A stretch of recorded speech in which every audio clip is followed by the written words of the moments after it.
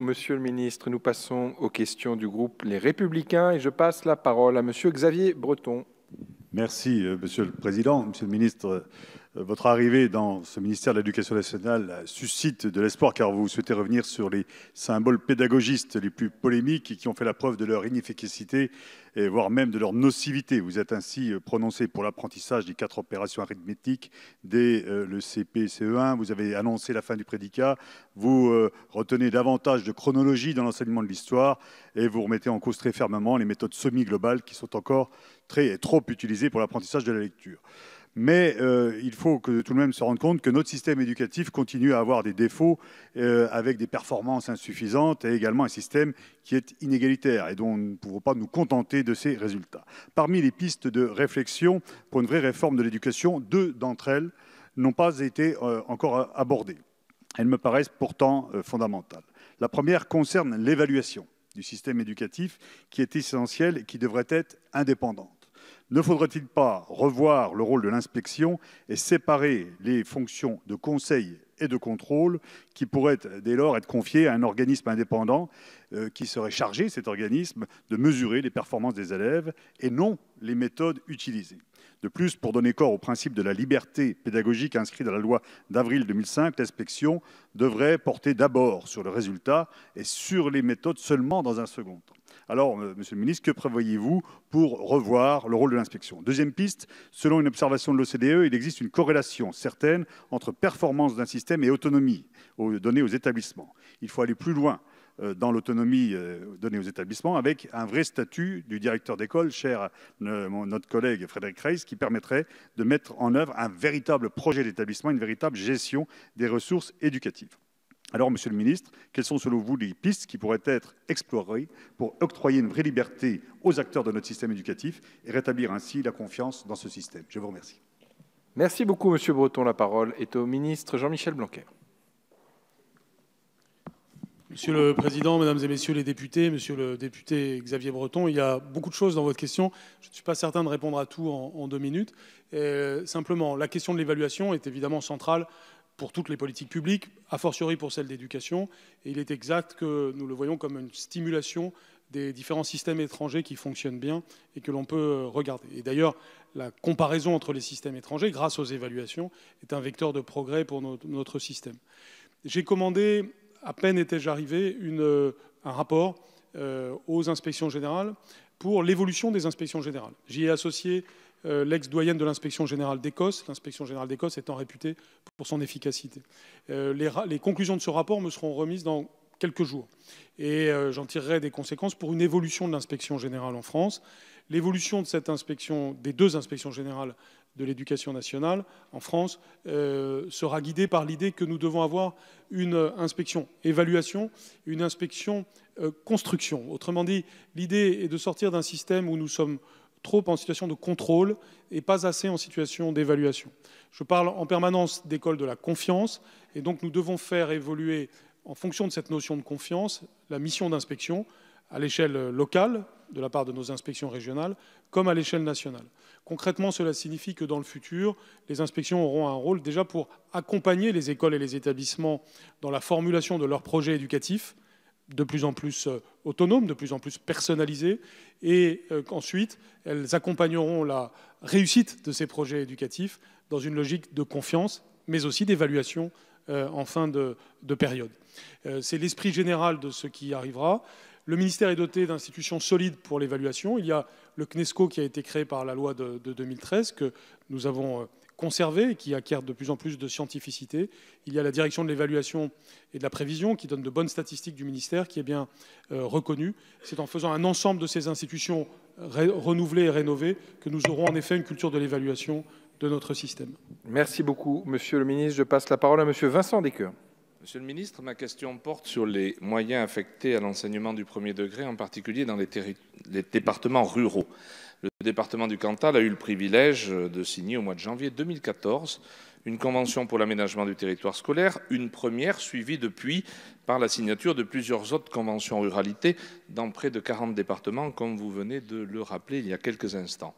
Le bilan de cette démarche de contractualisation, qui avait pour objectif affiché d'atténuer les conséquences de la baisse des effectifs, et de l'avis de tous tout à fait positif. Un constat qui a tout naturellement conduit à la signature d'un avenant pour la période 2017-2019, avenant qui a notamment pour objet de limiter les suppressions de postes dans la perspective de nouvelles baisses d'effectifs et d'assurer bien sûr le maintien de ces moyens à effectifs constants. Un avenant qui intègre ainsi, et nous nous en réjouissons, une vraie dimension d'aménagement du territoire. Je souhaiterais savoir quel bilan vous dressez de ces dispositifs, même si vous avez apporté quelques premiers éléments de réponse à notre collègue, et si vous envisagez de prolonger ces conventions, après avoir rappelé qu'il me semble indispensable dans les territoires ruraux et de surcroît de montagne de nous affranchir de la seule lecture du taux d'encadrement, après avoir rappelé aussi qu'il y a une limite au projet de regroupement des écoles qui est la prise en compte de la durée de déplacement des élèves qui doit être encadrée et raisonnable pour que ces élèves puissent bénéficier pleinement des enseignements fondamentaux que vous avez souhaité remettre au cœur de l'enseignement du premier degré, ce dont je me réjouis. Une suggestion pour clôturer cette brève intervention.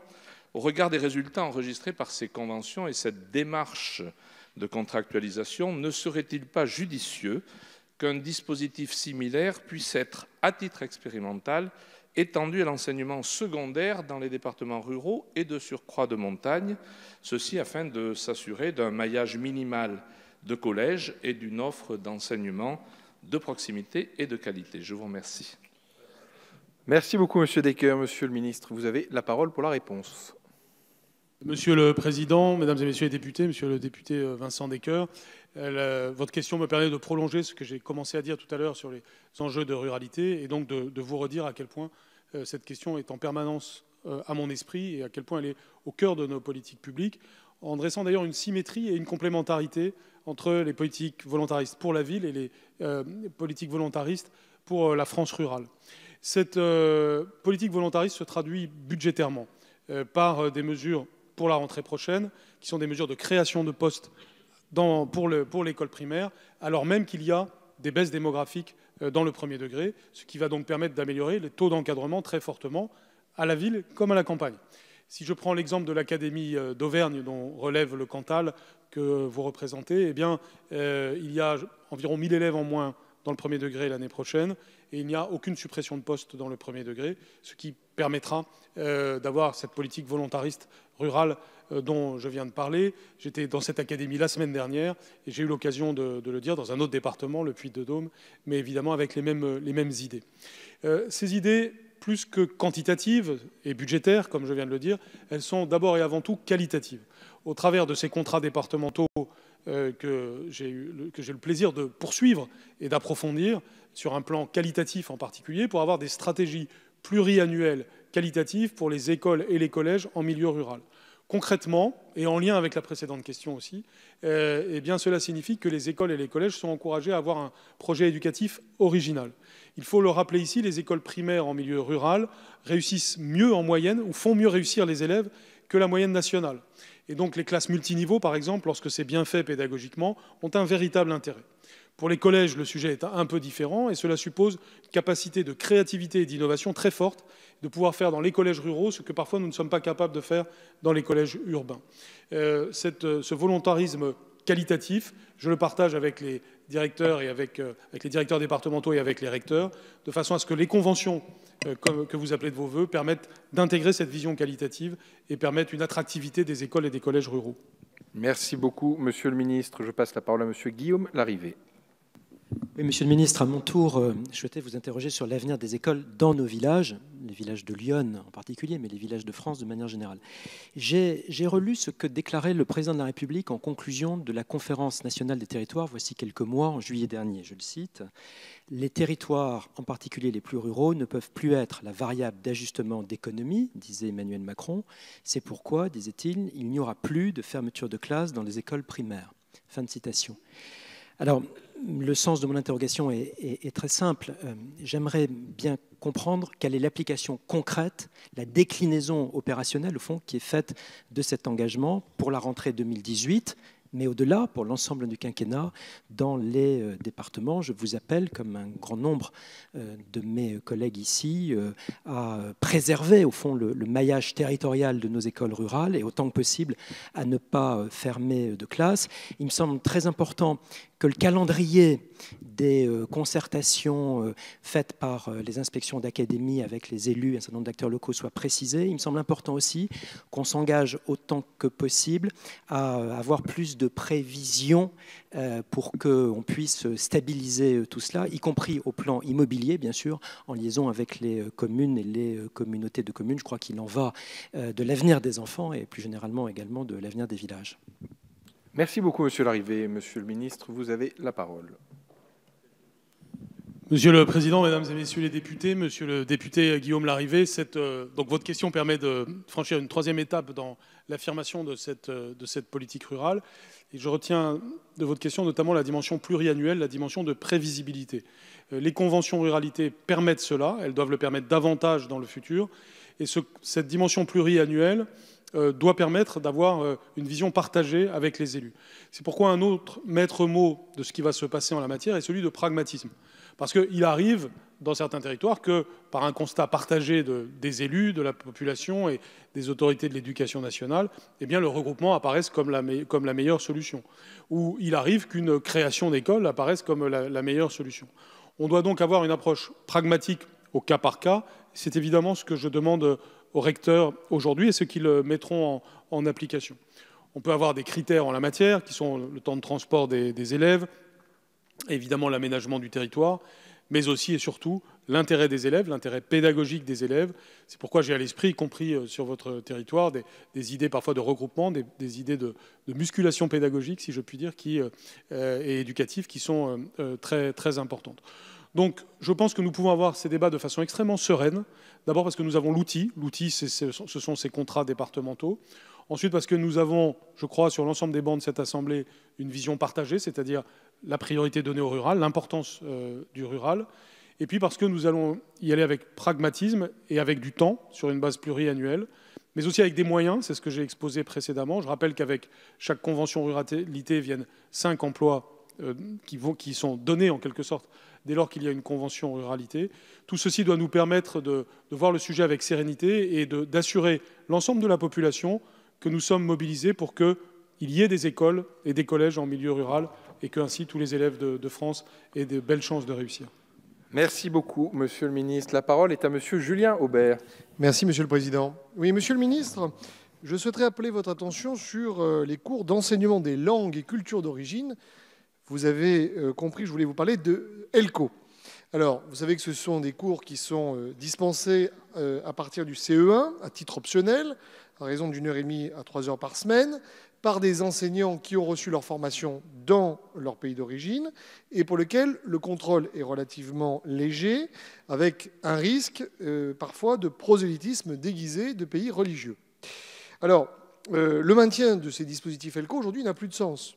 Leur base juridique, ce sont des accords internationaux bilatéraux signés entre 1977 et 1985. Il y a une directive européenne d'ailleurs de 1977 qui visait à permettre aux enfants de familles immigrées de poursuivre une formation dans leur langue d'origine en attendant de retourner dans leur pays. Aujourd'hui, ce sont des cours qui s'adressent à des enfants français issus de la 3e génération d'immigrés qui ne retourneront évidemment jamais dans leur pays d'origine. C'est un dispositif que je trouve communautariste, qui va à l'encontre de la cohésion nationale, et c'est même d'ailleurs le Haut Conseil à l'intégration lui-même qui le soulignait et qui demandait sa suppression en 2011. C'est pourquoi de nombreux parents ne comprennent pas pourquoi on favorise ces langues d'origine, au détriment d'ailleurs au passage de l'apprentissage du latin, du grec, voire tout simplement du français. Et vous savez, les conclusions de l'enquête PIRLS réalisée tous les 5 ans ont montré que le niveau de lecture et de compréhension des textes des élèves français de CM1 déclinait sérieusement depuis 20 ans par rapport à la moyenne de nos voisins européens. Vous avez d'ailleurs même jugé que ces résultats étaient préoccupants. Ils ne sont pas d'ailleurs les seuls à s'interroger, ces parents, parce que des maires refusent l'introduction de ces enseignements dans leurs écoles. Et dans ma propre circonscription, le maire de Pertuis, Roger Polinck, s'est vu imposer la mise en place de ces enseignements alors qu'il n'avait même pas été préalablement informé par l'inspection académique. Il a découvert par hasard. Alors, une question très simple. Est-ce que vous pensez qu'il faille continuer à enseigner des cours de langue d'origine à des enfants qui peinent déjà à lire et comprendre des textes de français? Et ne pensez-vous pas que ça a un impact en matière de communautarisme et de cohésion nationale? Merci beaucoup, Monsieur Julien Aubert. La parole est au ministre Jean-Michel Blanquer. Monsieur le Président, Mesdames et Messieurs les députés, Monsieur le député Julien Aubert, votre question est importante et elle a plusieurs dimensions. Mais en premier lieu, je ne voudrais pas opposer la question de la maîtrise du français et la question de la maîtrise de langues étrangères. De façon générale, bien entendu, la maîtrise du français est notre priorité, c'est absolument clair. Et je le répète, lire, écrire, compter, respecter autrui est au cœur de la politique que nous avons à mener. Et vous l'avez dit, j'ai un constat vigilant sur la situation actuelle, d'où l'ensemble des politiques qui sont menées à l'école primaire. Donc la politique du français est évidemment, de la maîtrise du français est évidemment au cœur de nos politiques.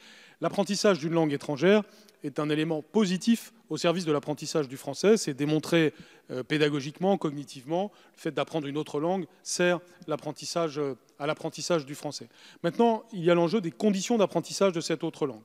La France a connu un certain nombre de progrès à l'intérieur de l'école de la République en la matière, avec notamment la généralisation de l'apprentissage d'une langue vivante 1 à l'intérieur de l'école. C'est évidemment la modalité la plus souhaitable, je vous l'accorde bien volontiers. Par ailleurs, il y a ce dispositif ELCO, dont vous avez rappelé rapidement la dimension historique, et qui parfois, c'est vrai, peut avoir un caractère un peu obsolète par rapport aux évolutions de notre situation. La situation est très différente selon les langues dont nous parlons. Mais à chaque fois, il s'agit de langues très importantes, de langues vivantes dont nous devons veiller à l'enseignement dans notre pays. C'est vrai du portugais, c'est vrai de l'espagnol, c'est vrai de l'arabe, c'est vrai du turc, pour prendre les exemples les plus connus. C'est donc tout naturellement que nous devons veiller à ce que cet apprentissage des langues se passe.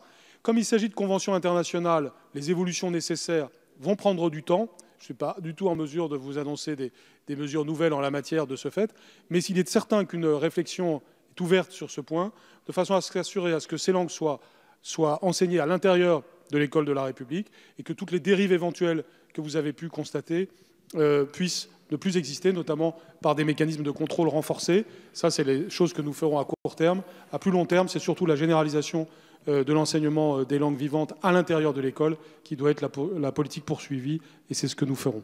Merci beaucoup, monsieur.